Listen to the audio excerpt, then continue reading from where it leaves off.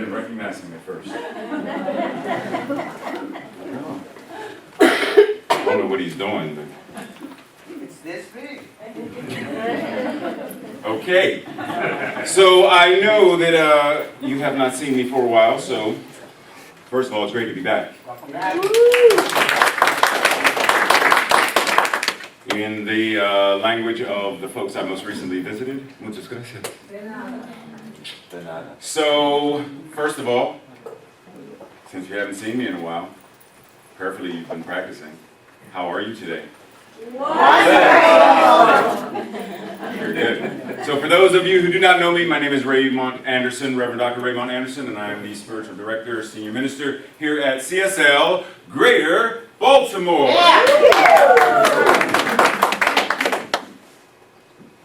Before I begin, I need to call somebody out.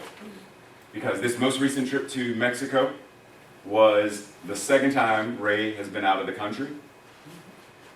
A year ago, Ray was out of the country for the first time, never had a passport before. But I had to get a passport in order to go to Jamaica. And we currently have one of the practitioners from that center in Jamaica visiting us right here, right now. Please stand, Sandy.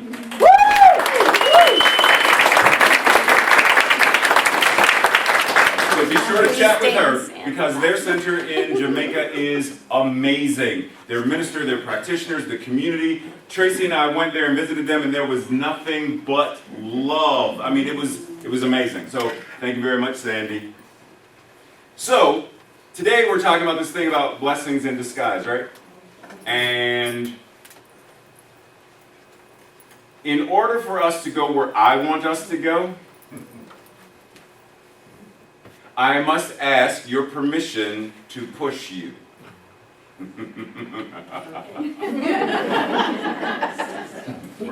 So before you answer, you have permission. Okay, got permission. So, moving right along. So what I want us to do is first I'm going to read to you the little summary for those of you who do not get our newsletter, which, FYI, if you want to get our newsletter, Sue Monahan, make sure you check with Sue, get the email address so you can sign up for our newsletter. So the topic and value for the month is respect other nations and peoples. Isn't it amazing that I just went back to Jamaica and I went to Mexico. It is easy to count the blessings we want and can readily see. But what of those that are in disguise? And what of those that we can consciously declare as blessings? On awakening, bless this day, for it is already full of unseen good, which your blessings will call forth. For to bless is to acknowledge the unlimited good that is embedded in the very texture of the universe, and awaiting each and all. Pierre Pradervand. So, let's start with a question. For those who do not know me, in a former life, I was a public school teacher. So right now, let's channel, not that part, no. Let us channel the public school teacher and let's ask a question. What is a blessing? Like we talk about a blessing, we talk about them very often. God bless you when you sneeze. May God bless you when you're in church. Bless, bless, bless, bless, bless. Blessings, blessings, bless. Peace and blessings. Blessings be upon you. But what is a blessing? Anybody? Something that brings you happiness. Something that brings you happiness. Anybody else? Teaches you a lesson. Something that what? Brings you pain. Something that brings you pain. Ooh. Something that teaches Something you a that's lesson. elevated. Look. Things you never expect. I ain't like going right there right now. So we're going to put that one right there for right now. What else? An opportunity to grow. Opportunity to grow. What is with this side of the room? Things you never expect. Things you never expect. Opportunity for learning a lesson. Opportunity for learning a lesson. Two more. Grace has its way. Who? Grace did what? It has its way with you. Grace has its way with you. And one more. What isn't a blessing? What isn't a blessing? Very good. Yeah, but still, even with that, what is a blessing? Like, what isn't a blessing implies that everything is a blessing. So if everything is a blessing, why even mention the blessing? Prayers are answered. Prayers are answered. A gift. A gift. Okay. What determines that it is so? You. Recognition. Because see, oftentimes when we talk this thing, whatever the religious practice is, we often refer to it in ways that would imply that the blessing is coming from somewhere else. And most often it's coming from where? Most often it's coming from God. We refer to the blessing as coming from God. But where is God? Everywhere. And I heard someone say, I don't know where it came from, but I heard the word inside. So pause for a second and even think about that. Because if I were to ask, here's an ice cube. Is there water inside of it? It is water. So the water is, because when we talk about it, if I have a cup and there's water in the cup, the water can come out of the cup. The cup can be empty. Can the ice cube ever be void of water? No. Because even when the ice cube is no longer an ice cube, is it not still water?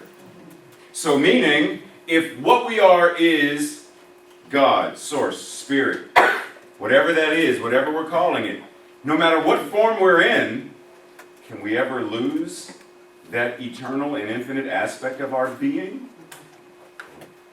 But we oftentimes refer to it in ways that to the untrained ear it may sound like God within, God with. Where can you go that God is not always right there? And I don't mean that God is always with you. You know what I mean? Because there's a difference. Wherever I go, my glasses are always with me, except for when they're not. You know what I mean? So the idea is, when is God, that infinite, eternal power and presence that we are, when is it never right here, right now? When is it never seeing itself and all creation through its own eyes? When is it not speaking or singing its own song into creation, which is itself? So it is serenading itself. It is hugging itself. It is bowing to itself. It is always interacting with itself in every form that it shows up in. So what determines a blessing? Faith, Awareness and faith. And if it's faith, what is the faith in? the indwelling. But is God within? No. God is. There is no within, because the moment we talk about it being within, then there has to be a without. We never talk about Ray is within, because Ray isn't within this 5-foot-tall black body. Ray is not within. Ray is this 5'10" African-American male. There is never a time when I take this off and hang it up and Ray goes somewhere else. Although that would be hilarious, but it never happens. Right? So the idea is, anything that we say is a blessing because we, by our own spiritual power and presence, declare it to be so. We are the voice of God. A couple of weeks ago, a fellow minister that I know in the Unity tradition, who we will actually be going to visit later this month, in Massachusetts, Amesbury, Massachusetts, Reverend Ogun Holder, shook up his congregation by saying something that I hadn't heard anyone say in a long time. And it's because it rattles some cages. And I'm going to repeat it here now. God doesn't love you. Breathe.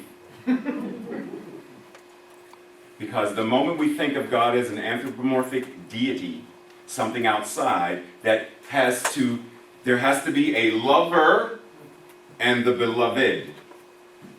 And if God is a spiritual principle that is love itself, then that spiritual principle does not love. It is love. And love expresses love. So how does God love another? However we do. which also means we can use that same power to curse instead of bless. That anything we, by our own power and dominion, claim to be bad, by our own word, we have created it to be so. We're the ones who choose this. We're the one whose judgment says that this traffic jam is bad. But once again, what if it's a blessing in disguise? How many times have you ever been in traffic or something running late or whatever, and like, oh God, I'm late, oh goodness, no! I can't miss another appointment, I'm gonna miss my plane, I'm gonna miss my flight, they're gonna kill me! And then you get there and everything works out perfectly timed, because as soon as you walk in, that person that you were going to meet or that whatever was also running late, and you're like, so if I had been on time, I would have actually been early, but we both got on the elevator at the same time, or we both pulled in at the same time, or what?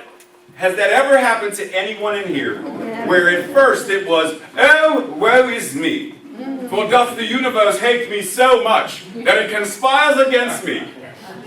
Oh snap, it wasn't conspiring against me. It was conspiring for me. Nothing changed other than we were now, after the fact, aware of the blessing.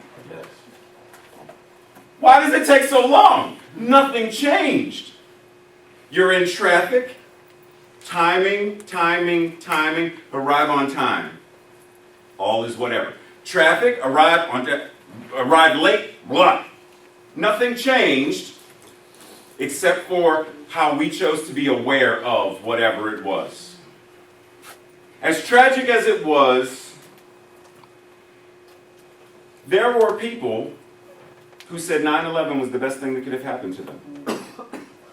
Because something about that day woke them up, made them realize to appreciate life.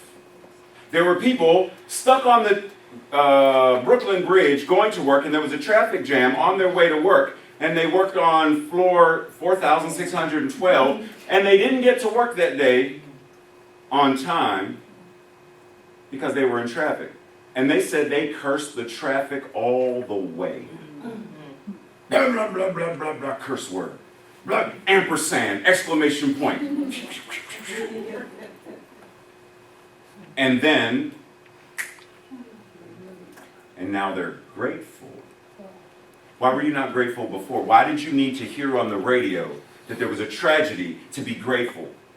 Why do we need to be diagnosed with something to then have it be removed or healed or cured to then be grateful? Why do we need to have a dark night of the soul to be grateful? Why do we have to have the pain and the muck and the goo to be grateful? Why can't we just simply be grateful? Why can't we just be appreciative? And what if that's actually the idea of what it is to see a blessing? You are blessed by how grateful you feel and by the gratitude you express.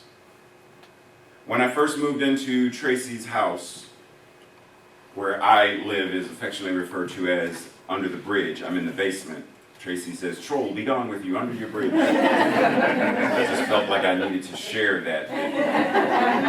Some people think I'm a troll. Just want to put that out there, Tracy.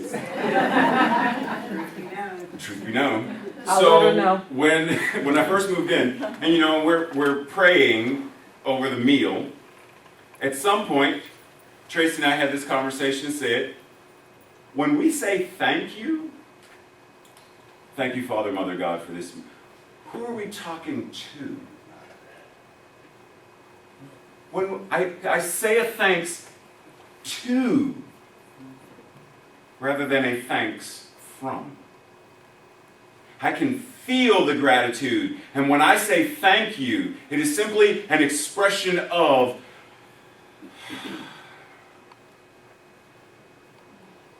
thank you never need to be said if it is felt.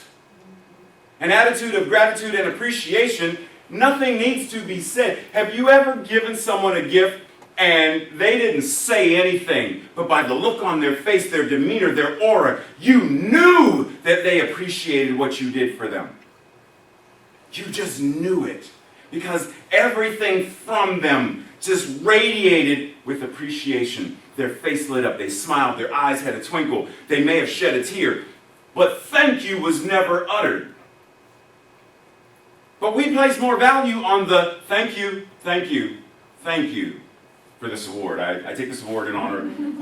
Sorry, that's my Oscar-winning moment. I've been practicing it. We think the saying of thank you is more important, and we lose sight of the being full of thanks. That's why we miss our blessings. Because we're not in a state of, and not a mindfulness of, not an awareness of, simply being grateful. Simply saying thanks. And if we're going to say thank you to someone in prayer, I thank every man, woman, and child who brought this meal, made this meal possible. Every truck driver who drove it from one location to another. Every stock boy or girl who packed it and put it on a shelf. Every chef and waiter or waitress who made it possible. If I'm going to send thanks out, then send it to the other ways that God is incarnating. Rather than, thank you, God, for blessing me this day.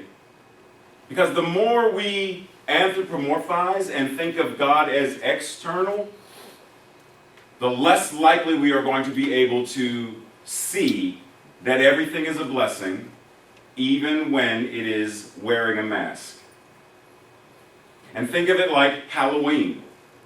Anybody ever had a little trick-or-treater come to your door? Some of you are like, no, I don't celebrate Halloween. I turn off all the lights, I put the barbed wire up and let the crocodiles loose. None of those kids come to my porch. Have you ever seen or heard of little trick-or-treaters coming to... Okay. Do the trick-or-treaters always wear like fairies and unicorns and princesses and princes? Or do some of them come out as ghouls and ghosts and goblins and monsters? And they get to the house and they do... And we may open the door and be like, ooh, you scared me.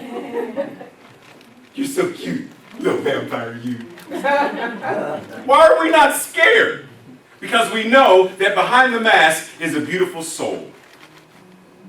So the mask doesn't trick us or fool us until the mask shows up as a medical diagnosis, a partner who leaves us, a divorce, a loss of job, someone in a political office that we don't like, or whatever. When that mask shows up, then we forget that behind that mask is a beautiful soul. God is all there is. It's all there is. Showing up in a variety of forms, a variety of expressions, which is one reason why the conversation about diversity is sort of a moot point. Because even if this room was full of any ethnicity, say everybody in here was a white folk. Everybody in here is white. And everybody in here is between the ages of 40 and 80. Every single one of us. And every single one of us can even be whatever height. We're all the same in terms of that. But are we not still diverse in where we grew up? And who we love? And where we shop? And what we eat? And what we wear. So diversity shows up, period. It's God in expression. But inclusion doesn't always show up. Welcoming doesn't always show up. Diversity doesn't always go that far. So if we are that which God is in diverse expressions of all that is, why not be grateful? Why not just be in a place of appreciation to such a degree that every breath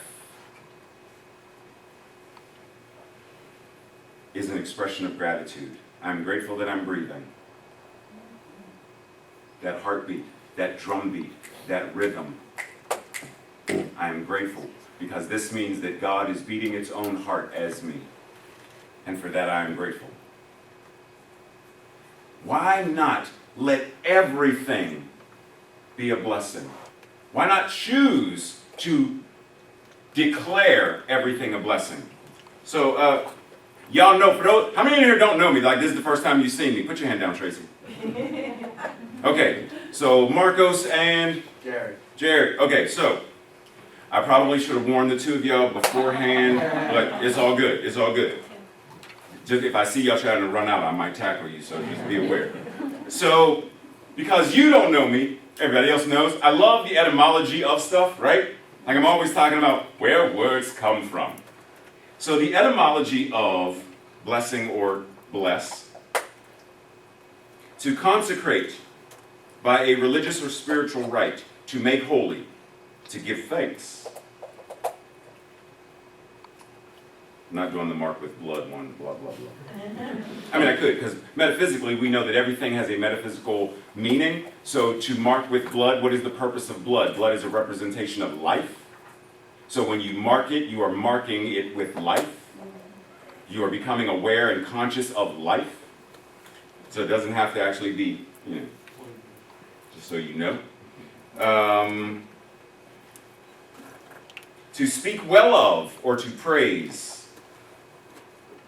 In Hebrew, to bend the knee, worship, invoke. To pronounce or make happy, prosperous or fortunate. To invoke or pronounce God's blessing upon a thing. So a blessing is a recognition of, by what you said, it's that recognition of, it's invoking, it is calling forth, it is your consecration of. We already know that if God is all there is, then everything is holy. It already is. But the moment we are aware of it, just like breathing. How many people in here are not breathing? Everybody in here is breathing. Everybody's breathing. You better be. Everybody in here is breathing. But until Rita came up and made us conscious of our breathing, we may have been breathing differently, maybe from the chest. But the fact that she spoke this word that made us more mindful, it changed the energy of how we were breathing. And by changing the breath, it changed the emotion. Anytime Safi sings, she changes, she modulates how she breathes so that the note has air and energy to be carried. But she's always breathing. She doesn't just breathe when she sings. Oh, like it doesn't work that way. She's always breathing. So we are always sacred and divine and holy and blessed. But it's the awareness of how we are using it, and even more so the awareness of how it, the thing itself, is using itself as us. Everything in our lives, without exception, is either a blessing or a blessing in disguise. It's a blessing either way it goes. The choice is, are we going to choose to acknowledge it or run from it, to cower and hide from it? If I were to ask you, just raise your hand if you can. Don't say anything out loud, follow the directions. Raise your hand if you can identify 3 things in your life that you are grateful for. Hand down. Raise your hand if you can identify 7. And I mean, like, if I were to ask you right here, right now, to name 7, not, I'll go home and journal 7 things. I'm talking about right here, right now. If I ask, you can name 7. Okay, put them down. 15. Down. 35. Down. 75. Down. 200. Down. 400. And remember, if I'm asking, like if I pop up and say, because I saw at least 2 hands, if I pop up and say, thank you, Safi, name your 400 things that you are grateful for. And in naming these, it's not So I'm grateful for 1, 2, 3, 4, 5, 6, 7, 8, 9, 10, 11, 107. I'm grateful for no. That pause, no. Because it would be like right now if I were to say, I am grateful for every part of my body. I am grateful for my little toe, the next toe, and the big toe. Even though them toes is ugly, I'm grateful for them. I'm grateful for the callus on them. I'm grateful for the heel. I'm grateful for the arch. I'm grateful for the entire foot because I loved it. Like I'm grateful. I'm grateful for my ankle. The ankle bone's connected to the and go all the way through. I'm grateful for the liver and the kidneys. I'm not sure which side they on, but I'm grateful for them. I'm grateful for every part of my vertebrae. I'm grateful for the cartilage in between. I'm grateful that I'm speaking so fast and it's going to her best to keep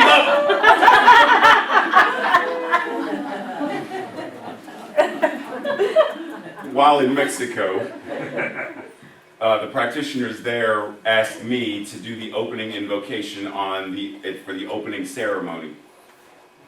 And I told them, I was like, no habla español. They're like, oh, no. Muy bien. Okay. So I get up and I start speaking in English, of course, because I'm not going to.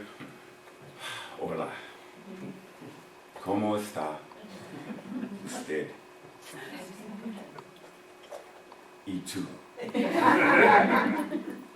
El baño, mi baño, su baño. Like, I'm not going to do that because they would get rid of me. So I said it in English. And the interpreter, they had an interpreter for the main room events. And afterwards, she came up to me and she said, if you speak anymore, please slow down. I was like, I'm sorry. Back to our regularly scheduled program. So if I were to ask you for 400, 700, 800, 1,111. Like at what point do you now start searching for them? Right? What are you grateful for? And that's, the thing is, because normally, where do we start with the things we're grateful for? We start with the things we're grateful for. I don't start, it took me many years to get to the point where I was able to say, I'm grateful for the experience of abuse that I received because it helped to shape me into who I am.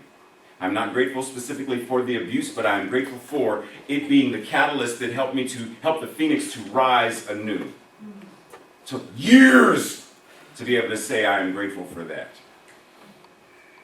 So that 1,111 are the things I'm grateful for. I'm grateful for that chocolate cake I had. I'm grateful for all the friends I made in Mexico. I'm grateful for. I gotta do this list now. I'm grateful for Monday traffic, but I'm not. You're right? So how do we shift our consciousness so that we can be grateful in all things? And therein lies a huge challenge because there's this passage in the Bible, Thessalonians, that says to be thankful in all. And I've heard people say, be thankful for all. Two different things. Two different things. Two different levels of consciousness. You need not be thankful for it. But can you be thankful in the midst of it? Therein lies the challenge. When I was called a nigger 4 or 5 years ago in the middle of D.C., I wasn't thankful. Thank you! No one's called me the N-word in so long. You guys are great. Let's go burn the cross. No, I was not grateful for that. But I was able to stand in the midst of it. After a moment of pause, for those who remember the story, my first thought was, thank goodness I'm not telekinetic, because I would have raised the car, gently turned it, and turned it into and shaken them all out. I don't have that ability right now. I'm working on it. Not for that reason, just so I can harass Tracy. I was not grateful for that experience. I was not grateful for every bully that took my Twinkies or Pop-Tarts or knocked my sandwich on the ground. I was not grateful for, thank you for knocking my sandwich on, thank you for knocking, God is good, ain't he? Like, that's where I was. And I say he because of my old Christian days, which don't nobody bully me now. but can I be grateful in the midst of? I don't have to be grateful for the traffic, but while sitting in it, can I find something? I'm grateful that the car has AC. I'm grateful that I got this window fixed because before when I tried to do, does anybody even have a thing on their window anymore? Or is everybody a push button now? Because I haven't been in one where it was like like I got in one a couple of weeks ago and it was like, oh, you still have a handle! Oh my, you still got a rotary phone too, don't you? Hello? But can I be grateful in the midst of? I'm grateful that the radio works. I'm grateful that I can get a station that I like. Matter of fact, the radio don't work, but I got Sophie's CD, and I'm grateful the CD player works. Like, can I be grateful in the midst of? Who here wakes up at 3 o'clock or so in the morning? A couple of you. When you wake up, are you excited and, or would you? Sometimes. Sometimes. But can we, because I'm with you, because Ray got home, plane landed at DCA at about 9:45 or whatever. Tracy picked me up at about 10 o'clock-ish, something like that. Got home at about 11. Ray didn't go to sleep until 3:30. Because you know how that second, third, fourth, fifth wind happens? Yeah. So Ray was doing all kinds of stuff, unpacking and moving stuff and trying to make myself tired so I go to bed because I knew I had to be here today. Because y'all might fire me.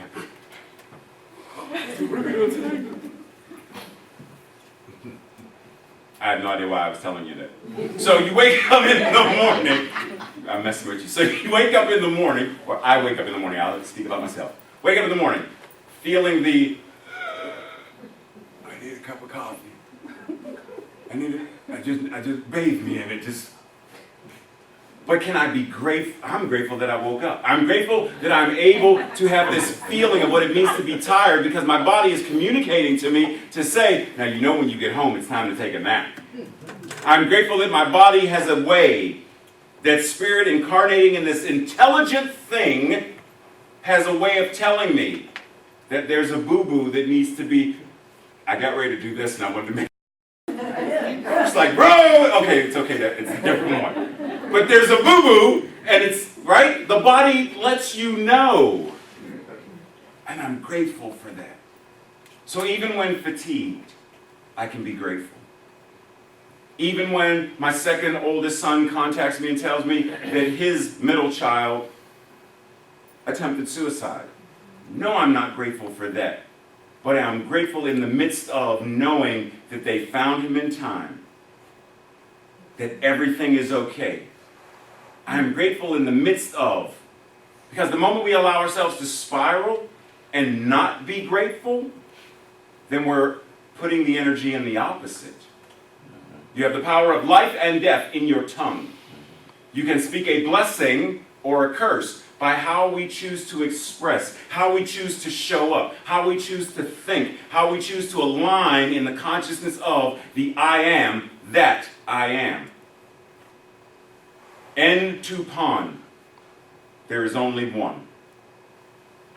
Mens agitat molem, mind moves matter. When our mind is anchored in gratitude, then things change. When you are grateful for your car, the energy of the car is like, oh, she appreciates me. I'm going to make sure I work really good for her. No engine light, we're not doing that. Change the molecules and come back into order. No tire, we're not doing that. You better huff and puff and put some more air in there. Things change. Have you ever eaten a meal that just was like, it should have been great and it wasn't? And then you ate the same meal, different time, and it was amazing? And what you came to find out was the first meal was prepared by someone who didn't really want to cook. And the second meal, same person maybe at a different time, and they were grateful to be able to. They put the energy of their love into the food.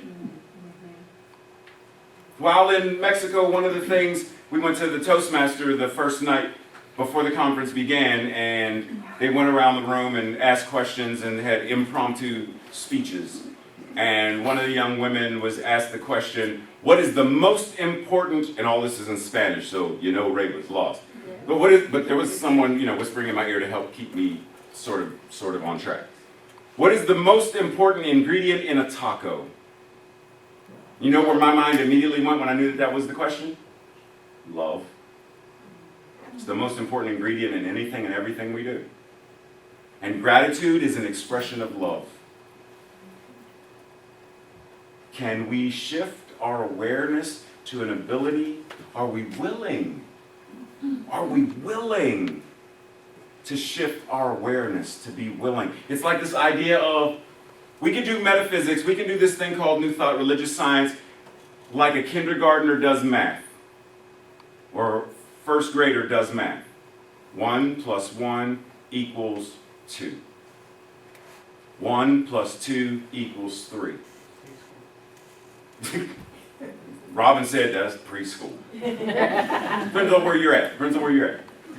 But are we going to continue to do metaphysics and this thing called New Thought and religious science on that level? Or are we willing to go to high school and have intro to algebra? Are we willing to go to the level of a junior in college and start trigonometry, which some people do in high school? Are we willing to upgrade this and speak about this thing called spirituality at the level that we are?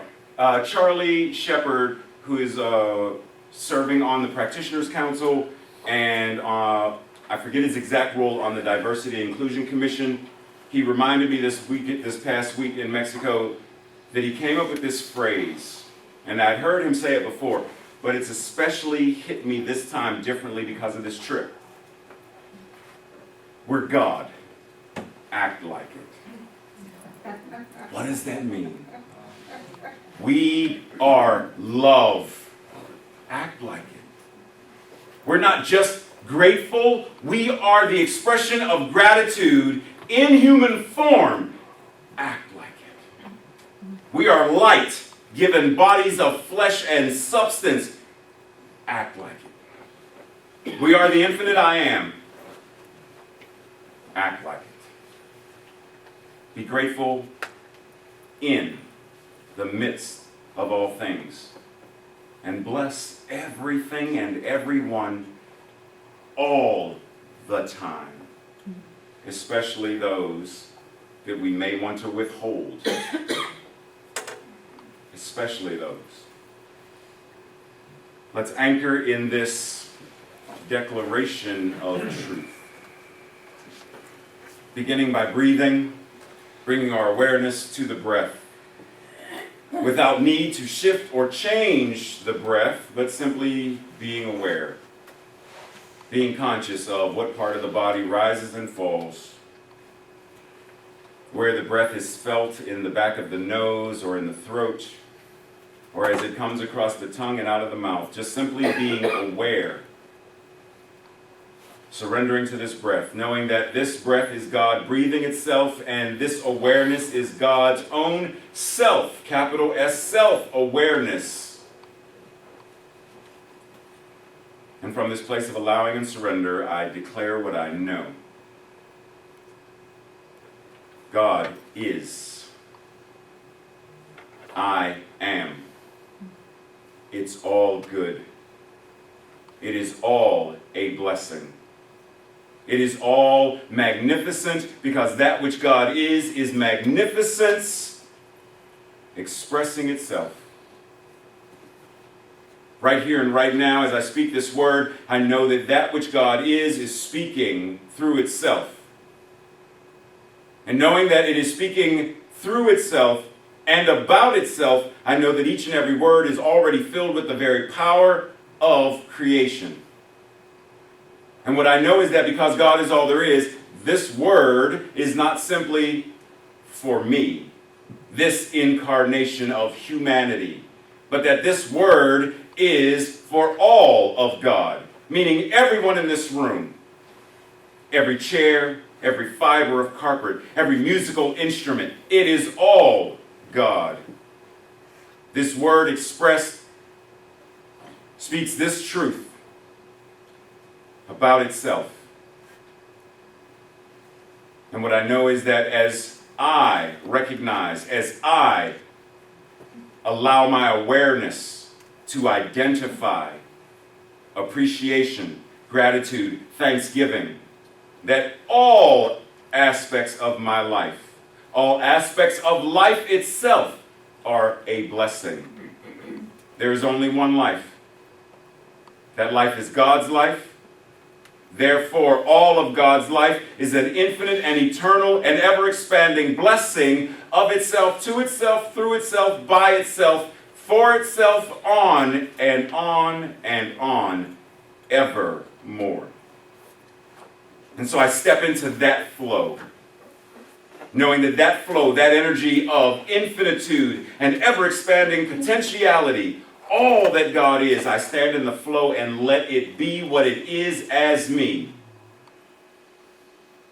And knowing that as I say this, it's not just for me, but that everyone in here is now invited. Everyone in here now stands forth. Everyone here now shines forth. Everyone here now upgrades to a level of gratitude, appreciation, and conferring of blessings upon all of life. In gratitude, I speak this. In gratitude, I know this. In gratitude, I now surrender this and allow it to go back into the law from whence it came, knowing that there is only one mind. That mind is God's mind. That means this prayer, this word, this declaration existed in the mind of God before God showed up in this form. And knowing that God already prayed itself before it formed itself, then the prayer is already answered. And knowing it is already answered because it is done, I stand, and together we all stand and declare, knowing this truth, by saying, and so it is. Amen.